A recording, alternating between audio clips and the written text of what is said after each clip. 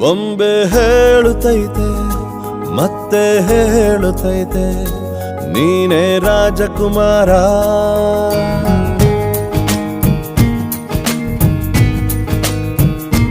ಬೊಂಬೆ ಹೇಳುತ್ತೈತೆ ಮತ್ತೆ ಹೇಳುತ್ತೈತೆ ನೀನೇ ರಾಜಕುಮಾರ.